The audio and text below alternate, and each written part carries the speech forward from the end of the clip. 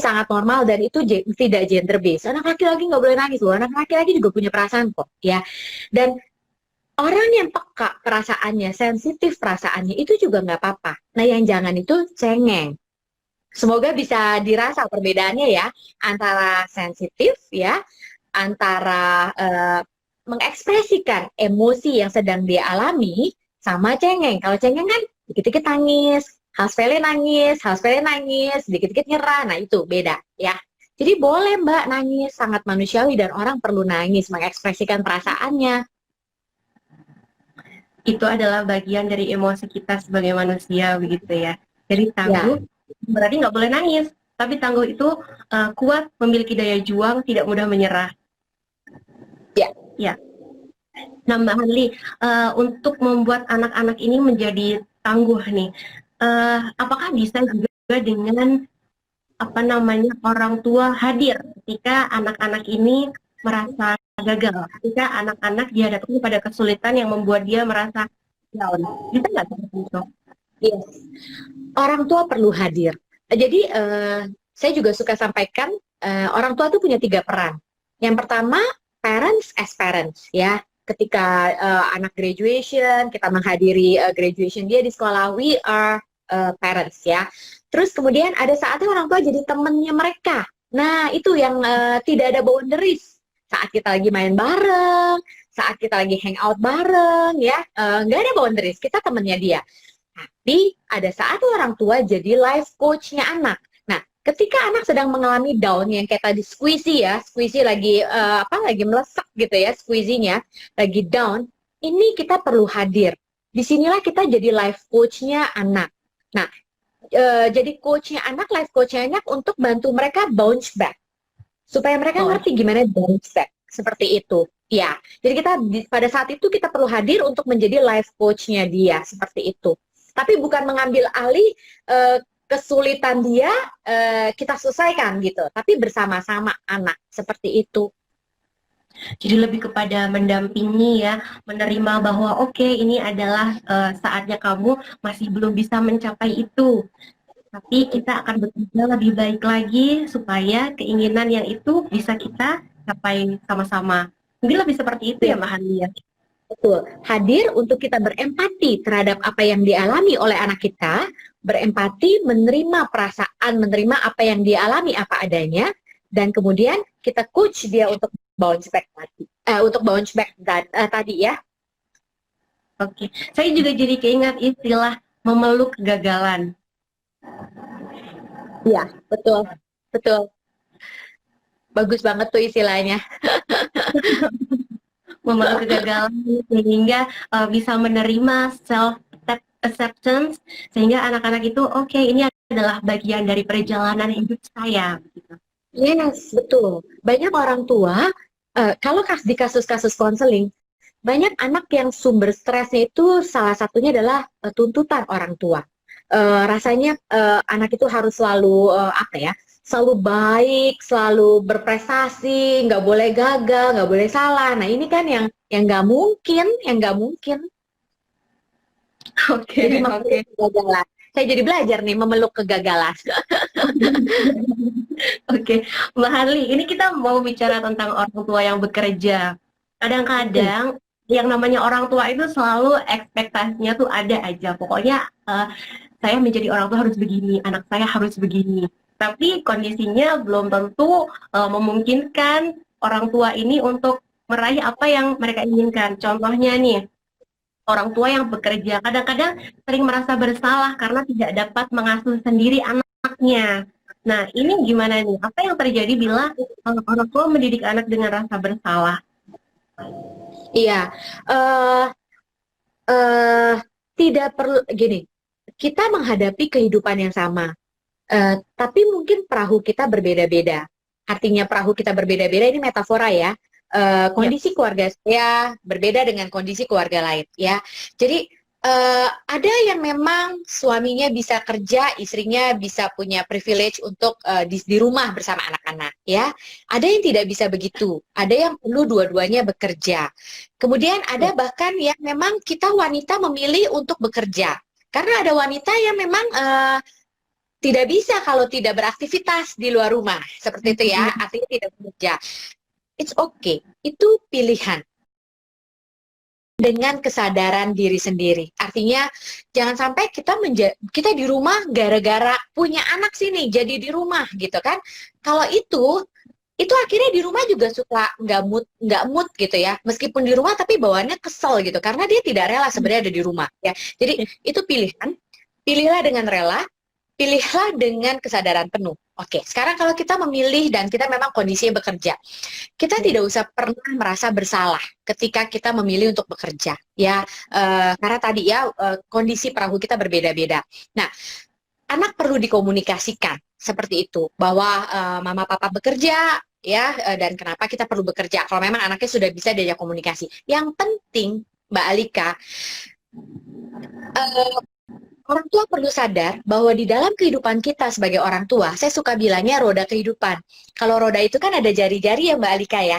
Nah, jari-jari itu tuh aspek-aspek kehidupan kita. Jadi kayak misalnya, buat kita orang dewasa ada jari-jari bekerja, ada jari-jari keluarga, ya, ada jari-jari kesehatan, ya, ada spiritual, ya, ada pengembangan diri, ada hobi, ya, ada sosial. Jadi roda ini jari-jarinya perlu seimbang. Kalau sangat jomplang gitu ya, sangat berbeda, itu kan nggak bergerak, rodanya nggak muter, bisa patah. Jadi saya bilangnya roda kehidupan. Nah, orang tua perlu sadari bahwa jari-jari kehidupan kita, aspek kehidupan kita tuh nggak cuma kerja, tapi ada itu loh, ada family, keluarga, ada ini, ada. Nah, kita perlu menyeimbangkan itu. Jadi, kalau misalnya sampai kita bekerja, benar-benar nggak ada waktu buat anak kita, pulang sampai rumah jam 10 malam, 11 malam, pergi jam 6 udah pergi, ya kita perlu mengevaluasi. Apakah benar tujuan hidup kita seperti itu, ya. Tapi kalau tidak, katakanlah sore, ya, menjelang malam sudah ada di rumah. Nah, yang penting adalah pola. Yang penting anak itu tahu, oh kalau siang mama papa nggak di rumah. Oh kalau jam segini mama papa pulang. Nah, pola itu ketika anak tahu, itu akan memberikan tetap rasa secure pada anak. Jadi dia tahu kapan mama papanya kerja, kapan mama papanya pulang. Nah, ketika di rumah, nah kita harus apa ya, menyediakan waktu dan perhatian kita buat anak-anak, karena itu haknya dia. Ketika kita udah di rumah pulang kerja, itu haknya anak untuk mendapatkan waktu dan perhatian kita, seperti itu. Jadi itu yang penting Mbak Alika ketika kita bekerja. Oke, saya suka banget dengan perumpamaannya roda dengan aspek kehidupan, yaitu jari-jari roda itu. Jadi kita perlu menyeimbangkan semuanya supaya roda kehidupan ini bisa berjalan dengan seimbang dan juga baik, seperti itu ya.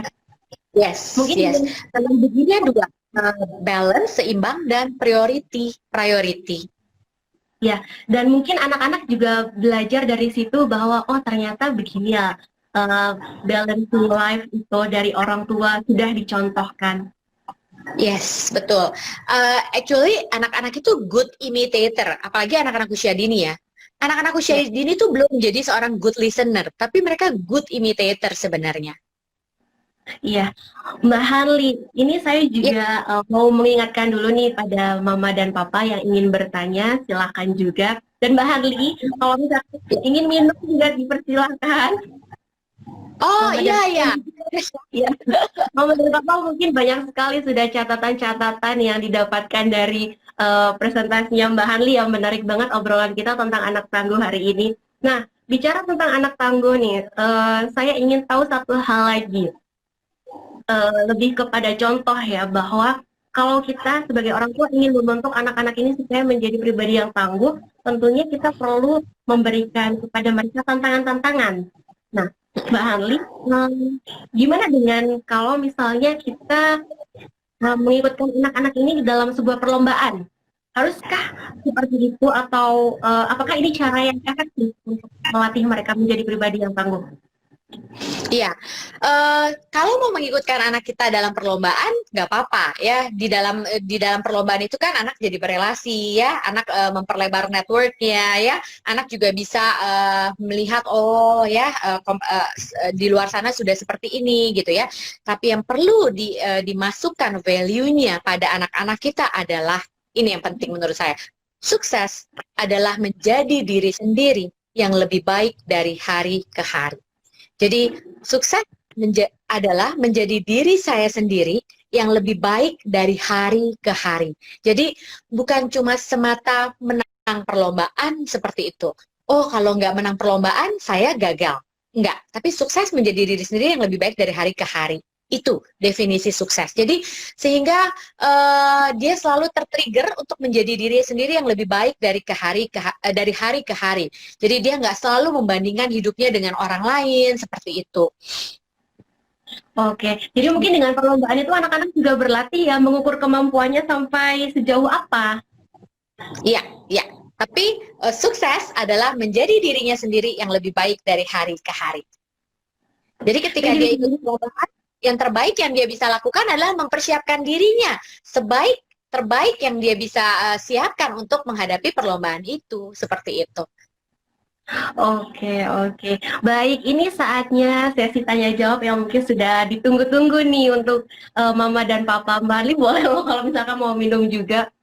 Sepertinya Ya, makin panjang ya, ini penontonnya juga semakin naik dari tadi. Mama dan Papa, terima kasih. Saya ucapkan selamat sore kepada yang baru bergabung. Hari ini tema kita adalah anak tangguh, bagaimana mendidiknya sejak dini. Dan saat ini kita sedang memasuki sesi tanya jawab. Oke, sepertinya sudah banyak sekali pertanyaan yang masuk. Ini saya bacakan dulu ya.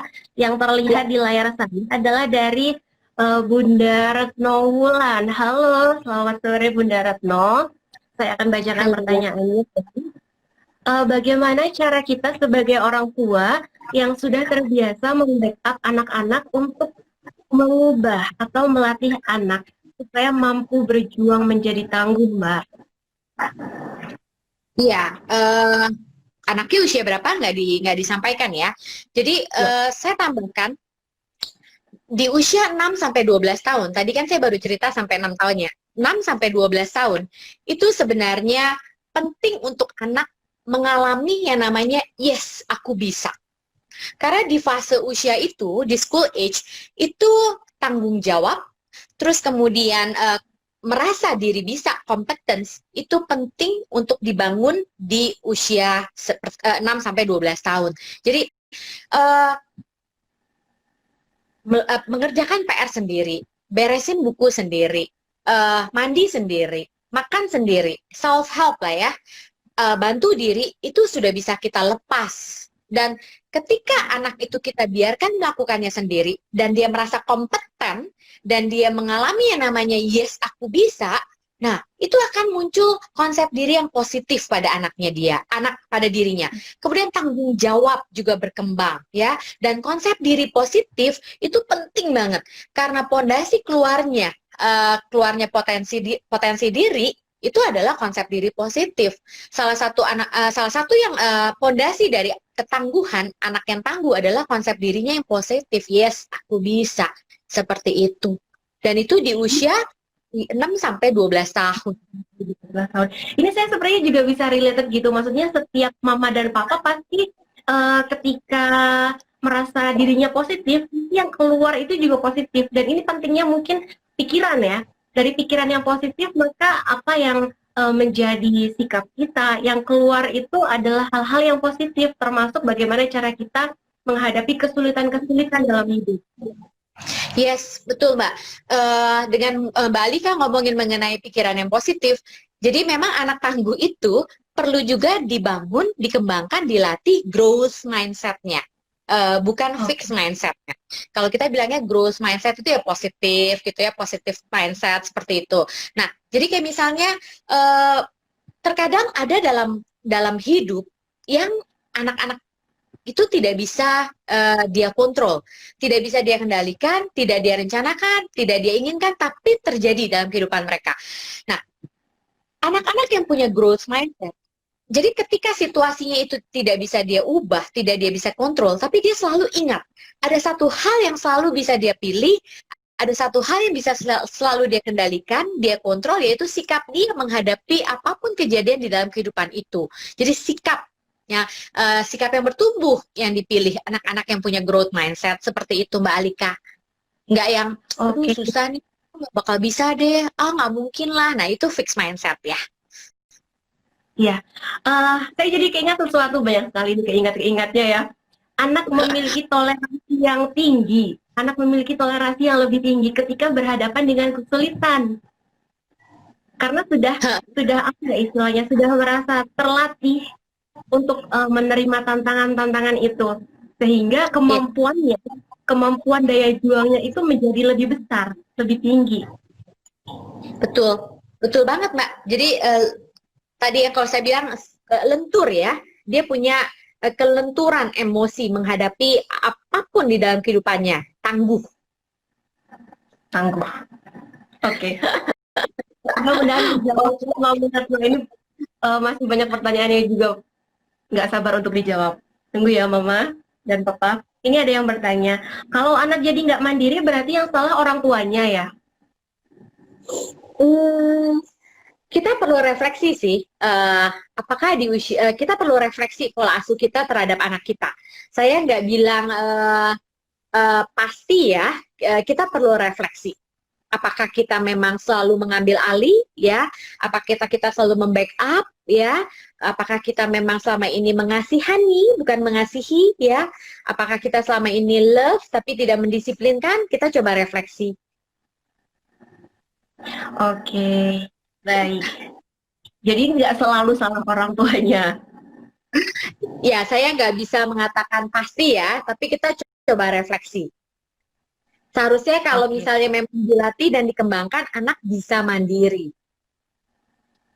baik. Mudah-mudahan Mama siapa tadi yang bertanya menyimak ya dari awal. Tapi kalau misalkan di antara Mama dan Papa masih belum sempat menyimak atau ketinggalan menyimak dari awal, ini tayangan ini nanti juga akan dipost di Instagramnya TV Parenting Indonesia. Baik, Mahali kita lanjut ke pertanyaan selanjutnya ya. Ini ada Mama Joy Sam. Bagaimana kalau kita menyekolahkan anak di sekolah terbaik, tapi anaknya merasa keberatan karena tidak mudah dan banyak assignment? Apakah itu untuk melatih ketangguhan juga? Iya, mengenai sekolah, gini, saya selalu bilang kalau dengan orang tua ya, ada sekolah yang buruk untuk semua anak, ya, gurunya jarang datang, pelajarannya nggak jelas, ya, jadi anak-anak yang sekolah di sana pun bisa keluarnya buruk lah perkembangannya. Tapi nggak ada sekolah yang bisa bagus dan cocok untuk semua anak. Artinya kita juga perlu memahami karakteristik anak kita sehingga kita tahu sekolah apa yang paling pas untuk anak ini untuk bertumbuh seperti itu. Kita juga perlu memahami kapasitas anak-anak kita seperti itu, gaya belajar anak-anak kita. Jadi banyak sekali yang perlu kita pahami untuk menempatkan anak kita memilih sekolah yang pas untuk dia. Jadi kalau saya memakai perumpamaan ya, kalau misalnya memang ini bibitnya padi gitu ya, jangan maksain dia untuk ditanam di pantai, dia nggak akan tumbuh dengan bagus di pantai. Kalau memang anak ini bibitnya bibit pohon kelapa, ya jangan dipaksa ditaruh di sawah seperti itu, dia tidak akan bertumbuh di sawah, kira-kira gitu. Ini menarik sekali. Berarti perlu apa namanya semacam kepekaan dari orang tua. Oh ternyata bakat anak ini di sini, keinginannya di Potensi, kapasitas anak itu semua harus kita perhatikan untuk kita memilih sekolah yang pas, yang paling apa ya, ya di mana dia sekolah di situ justru bertumbuh seperti itu. Iya, jadi nggak dipaksakan. Jangan-jangan kalau dipaksakan malah nggak tumbuh sama sekali. Yes, betul. Jadi nggak ada sekolah yang menurut saya bisa bagus buat semua anak, nggak ada. Baik, oke. Ini dari Mama Andrinanta, Mama atau Papa ya, bertanya tentang memeluk kegagalan. Mm-mm. Jadi jika memeluk kegagalan, batas toleransi seperti apa ya? Karena yang saya takutkan dengan sangat lentur dengan kegagalan, justru tidak menjadi pemecut anak untuk termotivasi menjadi lebih baik. Tidak sekadar pasrah karena orang tua menerima. Iya. Oh, Nah, kita beri kesempatan anak kita untuk mengalami gagal, beri kesempatan untuk mengalami, tapi tidak membiarkan anak kita untuk gagal. terus-terusan gitu ya. Artinya tadi ketika anak kita mengalami kegagalan, kita perlu hadir di sini untuk jadi life coach-nya anak kita.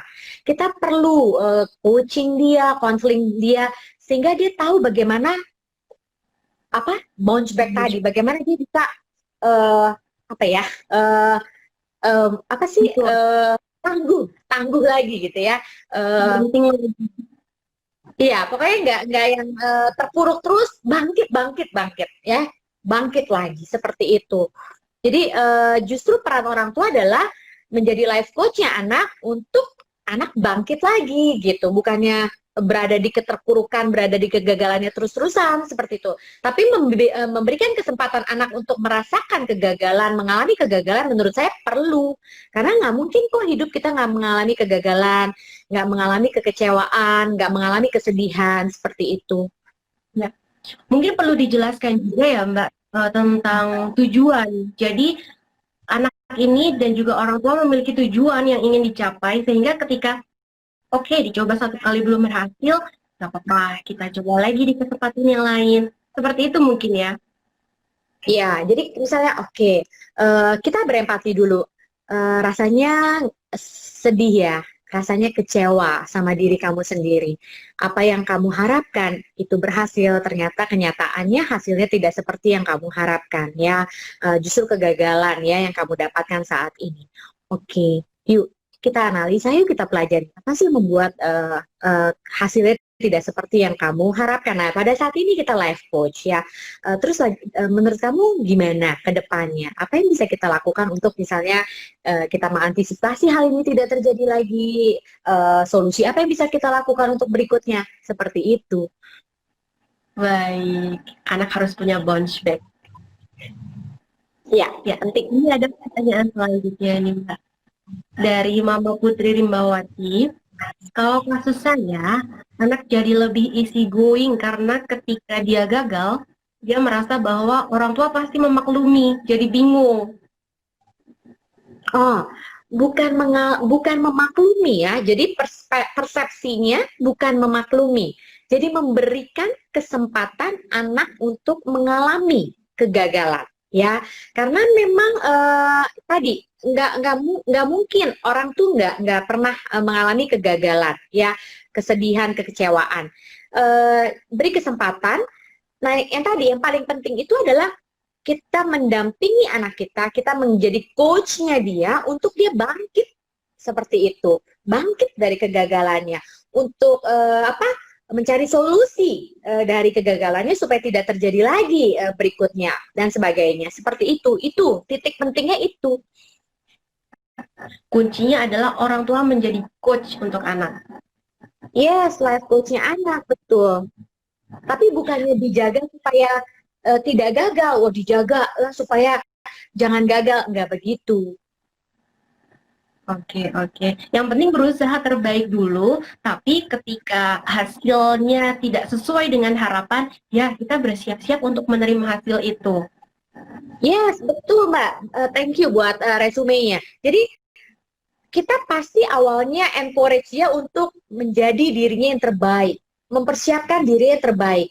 Tapi ketika dia sudah mempersiapkan diri yang terbaik, sudah menjadi diri yang terbaik, dia tetap gagal, izinkan dia mengalami kegagalan itu. Masuk kita hadir ya menjadi life coach-nya dia untuk bounce back. Kira-kira begitu.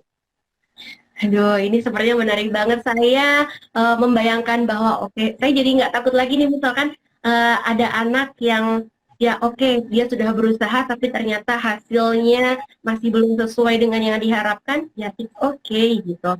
Itu adalah salah satu pelajaran dalam hidup. Betul, ini Mbak Alika yang sederhana aja. Kekecewaan terdekat, tercepat mungkin ya, terdekat yang akan dialami anak-anak dalam hidupnya adalah kegagalan dan kekecewaan terdekat adalah ketika ditolak sama orang yang dia taksir, ya kan? Dia naksir siapa, tidak ditaksir, ya kan? Remaja, ya kan? Kecewa, ya kan? terus kemudian dia pacaran, diputusin, kecewa, ya, atau dia disakiti, dihianati oleh temannya dalam pergaulan, ya. Ini kan kekecewaan-kekecewaan terdekat nih yang akan dialami anak-anak dalam kehidupan mereka. Sebelum kita ngomongin karir, sebelum kita ngomongin yang lain ya, yang lebih besar dalam kehidupan mereka, seperti itu.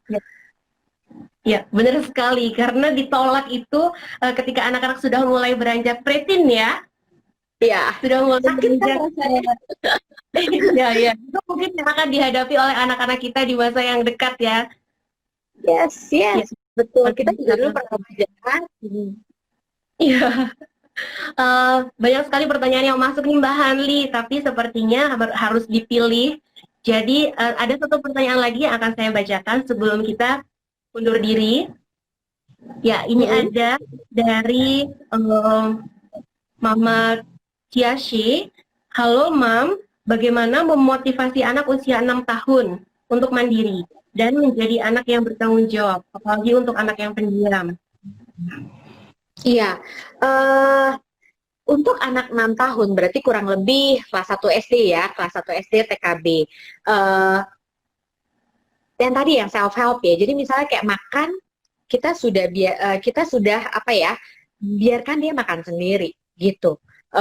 Terus kemudian mandi sendiri, beresin buku sendiri, belajar sendiri. Kita sifatnya mendampingi atau memonitor, jangan diambil alih. Itu dulu aja deh, hal-hal seperti daily activity-nya dia yang memang sudah dia bisa lakukan dan dia harus bertanggung jawab sendiri seperti itu. Kalau itu dilatih dari kelas 1 SD, 2 SD, nanti 3, 4 SD, 4 SD itu udah enak. Jadi kalau misalnya kita ngomongin school from home nih, Mbak Alika ya.